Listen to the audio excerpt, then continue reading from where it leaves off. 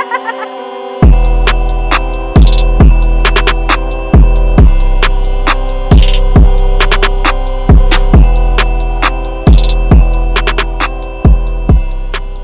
to the 2-Point Conversion Coaches Show. I am your host, Brandon Hurley with the Jefferson Herald, and today I'm joined by Greene County head football coach Mitch Moore. We are coming to you live from Dock Stadium on the Jefferson Square, one of our core sponsors, and we are also graciously sponsored by Tech Zone and Moo Meat. So without them, we wouldn't be able to do this, so thank you very much. In today's show, we are recapping Greene County's Week 4 win over Gilbert, 46-7, moving the Rams to 4-0 on the year, finishing the non-district slate perfect 4-0 as we begin district play on this Friday. So the stats were pretty mind-boggling once again. Defense played really, really well again, and the offense played well also, piling up 494 yards, scoring 7 touchdowns. Brent Riley threw for 3 touchdowns. Colby Kafer and Clint Denhart were combined for more than 250 yards.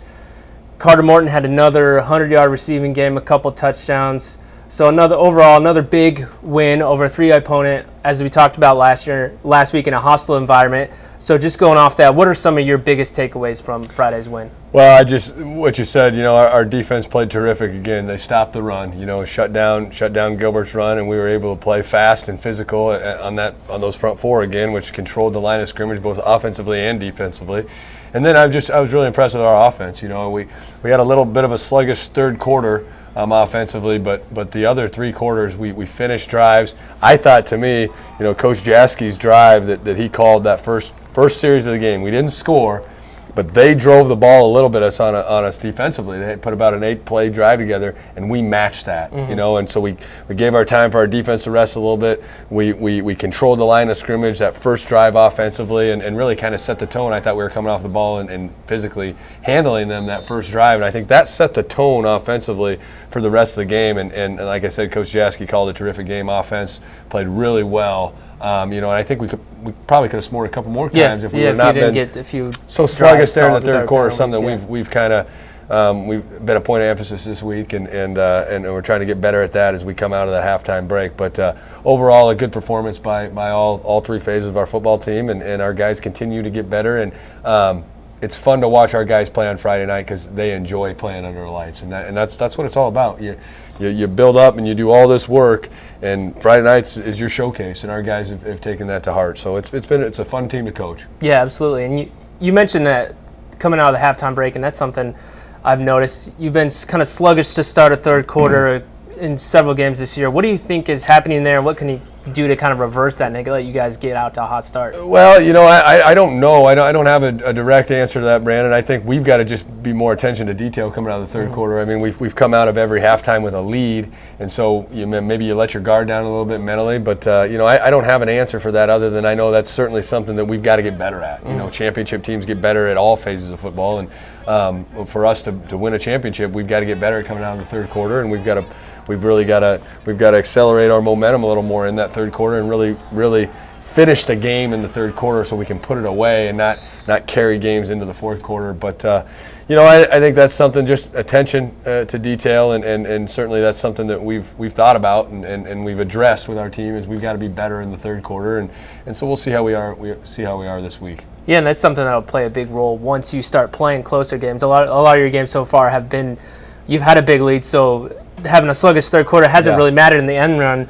But when you play better teams along the run, you'll need that third quarter to be good and come out and score some points. No question. So I guess now that the non-district slate is over, just who are some of the kind of your MVPs in the non-district slate that you've noticed have stood out and have been big keys in this success so far? We've had so many guys play terrific football. Obviously our defense collectively has been just absolutely outstanding. All 11 guys on defense have played lights out. Bryce Hoyle is unblockable on the D-line. He's yet to be blocked. Tyler Miller is again, I say this every week, as good as a left tackle there is in the state, so he's an absolute standout. Clint Denhart has been terrific at the running back position. He made a couple cuts in that game on Saturday that are next level cuts and next level finishes on his runs, and he's a dynamic playmaker. Carter Morton has maybe overall been our best football player, offensively and defensively. Clay Smith does such a terrific job just running our defense. Now, he's not going to have the stats, and he will continue not to have the stats because we're putting him in places to make sure that our defenses run effectively, and he's the guy that's getting them lined up and kind of being the leader in that group. So he's just been terrific as a leader for us. Corner-wise, Xavier Hayes is taking away half the field. Trey continues to get better at that position as well. And then Colby Kafer continues to be a back that comes in and is a great 1-2 punch to Clint. And Brett Riley's gotten better every game. So, and I'm leaving guys out, and I'm certainly not intended to do that. But all our guys who have put the time in the off season and have continued to dedicate themselves to getting better right now, those are the guys that we keep talking about. Yeah, so it's absolutely. Not a surprise to me that I'm talking about this guy one day and this guy the next week, and Carter and Clint and Colby and Brent and Brock Webker and all those guys. They've been terrific. They've had terrific work habits, and they've been consistent in their behaviors from last November until now, and everybody else is kind of getting to see what I've been witness to for the last year. So, there's been no secret. There's been no secret to our success other than work. We've worked for it. So, I don't know if there's one guy, Brandon, I can tell you the MVP. There's definitely not. But we've got some guys I think have really bought into their roles, and they're playing their roles really well. Yeah, you mentioned Carter and Clint. Those two guys I think have been really important. We'll start with Clint. He moved to running back this year after playing quarterback for the last 2 years, and he's made it look really easy. So how has he been able to do that, moving from quarterback to running back and just not losing a step? Clint's natural position is running back.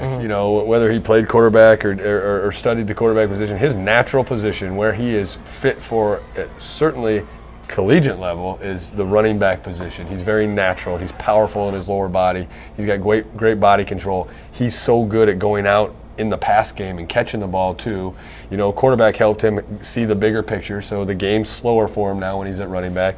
His one-cut ability, his ability to run through tackles, his vision when he's running the football is really unique to our level. I mean, he's a very, very good running back, and then he's got a guy like Colby Kafer that can help him take some of that load off at times, and vice versa.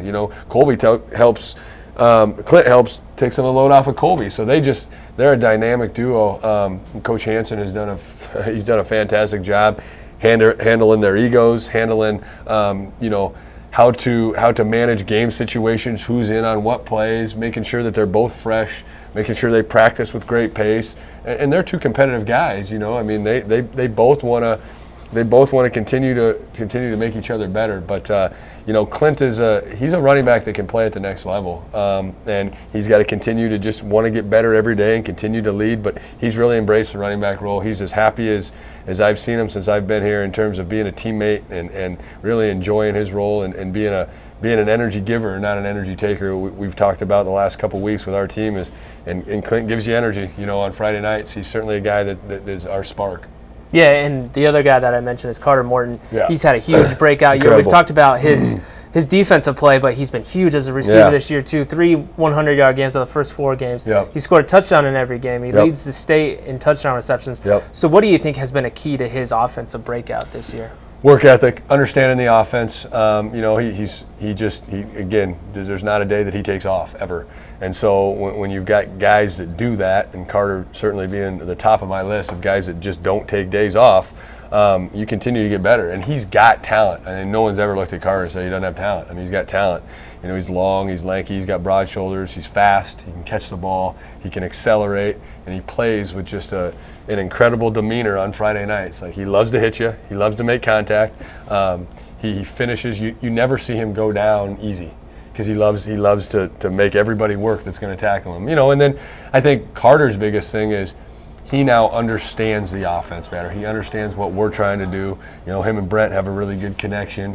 And then now that Carter has shown his explosive ability on tape, you can't get up and press Carter unless you want to have him run by you. So you've got to give him some space. Well, we've taken advantage of some of that with our quick passing game. Brett Riley's got really good hands. He gets the ball out fast, and we can take advantage of that in some of our quick game. And Carter's got the ability to make a guy miss, and he can go score. So he showed that a lot this year. Yeah, and I always knew that about Carter even last year. Like, boy, if this guy can get it, he can really be a special receiver. What I don't know that I foresaw is him being such an elite player on the defensive side of the ball. Him at safety coming down and filling, he's as fast as anybody we've played at that position. And then you got to give credit to the guys, the 10 guys in front of him that are doing a great job at their role. Makes Carter's job easier because a lot of times we free him up and have him be one of those head-hunting safeties. But he loves to play football, and I joke with his dad a lot, and he's our head track coach. But Carter's future might be in football, because he's a hell of a player. Yeah, absolutely. We've touched on it several times before, but you guys are 4-0, but it's a drastic heel turn from last year. Granted, part of it was the schedule, Sure. And we've talked a lot about how your guys' work ethic. But just to be in this spot right now this year, how has your team handled that, and what kind of is the mood right now? I mean, they've got to be pretty high. Well, I've been really impressed with how we've handled it, and we've continued to work. We had another great week of work this week, and really, I think it sounds cliche, but we're just trusting in the process and getting better every day. And in this day and age, I feel like kids think that they have a lot of choices. They can do whatever they want in whatever situation they want. But the choice to be great, there isn't choices. You've got to put the work in, and you've got to do it day in and day out to be great. And I really preached this week, guys, we now know we're a good football team. We're 4-0. We've beat everybody we've played. We've laid a foundation for what it's like to be a good football team. But great football teams, there's one at the end of the season, and there's one at the end of our district play that's the district champion. You have to get better every day. And your choice has to be, I'm going to come and I'm going to work and I'm going to put everything I have into that day and get better that day and get better at this drill, whatever coach is teaching me to do. When coach is talking, I gotta be attentive, and I've got to listen, and I've got to pay attention to what he's doing. I got to pay attention to the little details. And the impressive part about this team, and I've said that the last couple of weeks, is they continue to embrace being coached. And every morning there's a guy that, and you can ask my players, that makes me mad or doesn't do this right or whatever, and you're always going to want to get those guys better. But collectively, every time I leave the practice field, I'm thinking, more guys than not wanted to get better today, and more guys than not continue to push the envelope and get a little, and get a little more in shape and maybe push the barrier and get better than they were last week. And so we've done just a really good job of doing that, and we've had good energy because we are 4-0, so they continue to believe in what we're, as a coaching staff, what we're laying in front of them and what we're doing because we've had success. But it's really about, there's not a lot of choices if you want to be great. The choice to be great is you've got to work. You've got to work every day to get better. And so I think our team has done a incredible job of embracing that. Looking ahead, and I said everybody's 0-0. Carroll Kemper, Shenandoah, Atlantic, every coaching staff is going in their team's team room this week on Monday and said, everybody's 0-0. We win a district title, we're going to the playoffs. Yeah.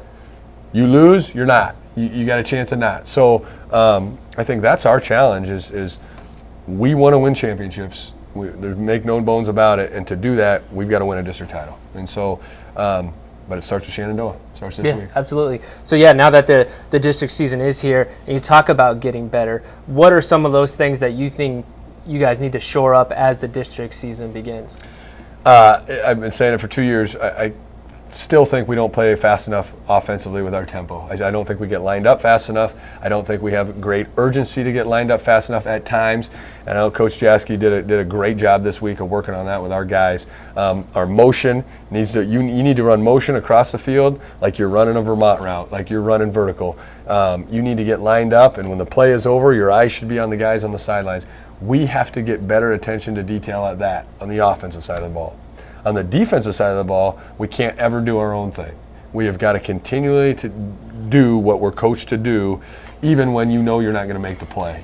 Sometimes right now we'll get out of our gap because we see something and we want to go try to make the play. Well, if that guy does his job, the other guy will make the play. And so I think just continuing to get better at those little things, offensively and defensively, and then the third quarter. I think that's a thing we got to continue to do. Penalties, you always got to clean those up. You always need to clean those up. The jumping off sides, I don't mind as much as probably the average fan because we play with a great passion and aggression, and we're a blitzing, attacking football team on the defensive side. But some of those stupid penalties where we're getting called for knocking somebody down when the play's already by us. Great aggression, love the physicality, but let's just be smarter. Let's continue to be smarter football players. Screenplay. Throw the ball at their feet. Don't try to throw it out of bounds. Don't try to get a penalty where we don't have to cause ourselves to get a penalty. So just those little things, and I think we've learned, and we're continuing to learn by our actions, by doing it wrong. We can show it out. We can show it on tape and continue to get better. But we've done a lot of things right, Brandon, in this start to the season.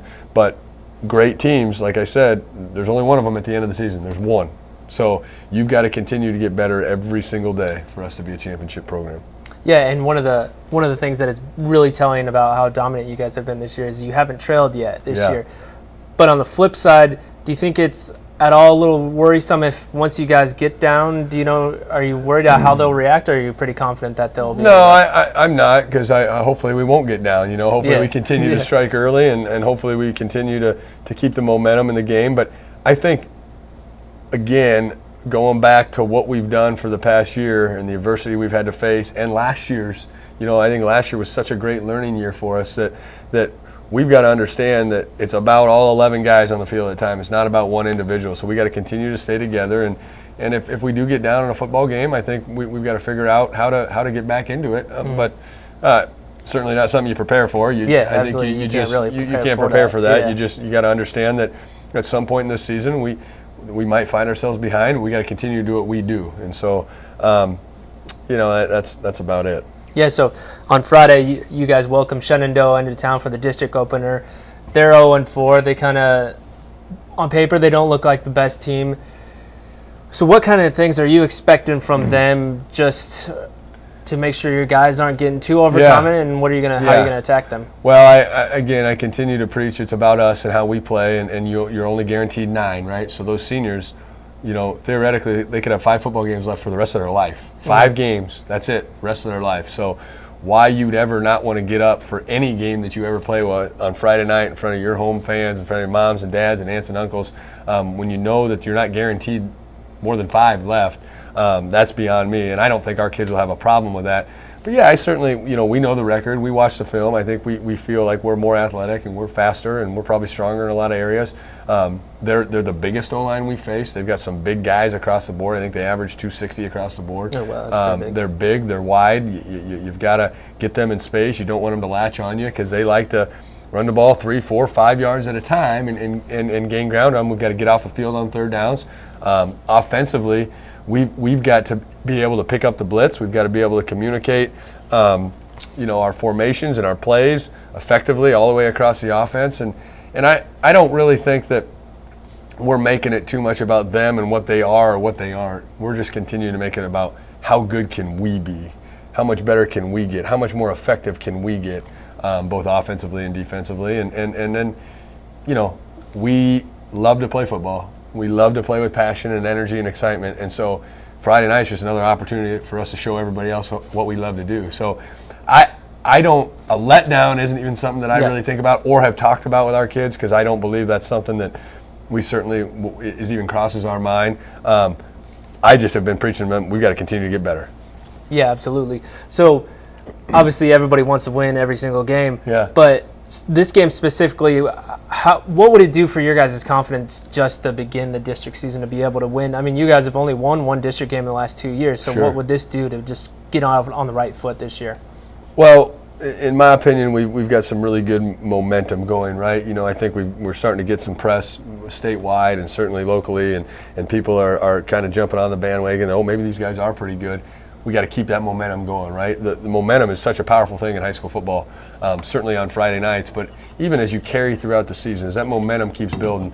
So we want to keep stacking on good, positive momentum to our season. And so to come out, play a good football game, get a win, get a district win going into the following week against the team over there, that'll certainly be huge for our momentum and continue our confidence and continue to know that how good of a football team we can be. We don't want blemishes on our record. I certainly want to be as strong and as we can be going into continuing district play. Yeah, the team over there doesn't ring as well as the team out east. Yeah, as team out east, yeah. So I guess as we wrap things up here, what if you could point to just maybe one thing, what do you think is the key to victory on Friday? our key to victory is energy and playing with great pace. So if we can have great energy on Friday night, get up for the game, continue to play with the great passion we have, coaches and players alike. I think there can't be any letdown because of the team's record. We've got to go out and keep perfecting our Friday nights. Communication. We've got to have great communication with our coaching staff. I don't ever want to have 10 guys on our special teams on the field. I would like to have penalties, get rid of the penalties that we can prevent, from just a mental standpoint. But I think the key to us is playing with great energy and great tempo and great pace. And if we can do that, I think we can control the football game. And again, we haven't won a lot since I've been here on this field at home, and so that's something that irritates me a little bit because I want to have a good product in front of our home fans. And so for me, every Friday night, certainly when we play at home, I want the best product we can be, and I want excitement, and I want our fans and the people in this community to walk away from our football games going, that's a fun team to play. They play with a bunch of energy, and they love to play the game of football. And so if we can do that and show that product on Friday night, I'll feel pretty good about that. Yeah. So as we wrap things up here, Greene County hosts Shenandoah on Friday night at 7 o'clock, correct? 7 All the o'clock. games the rest of the year at 7 o'clock. Yep. So don't come late. Come at 7 and watch as the Rams try to go 5-0 for the first time in over a decade. Thanks again, Mitch, for joining us, and thanks, Doc Stadium. We'll see you guys next week.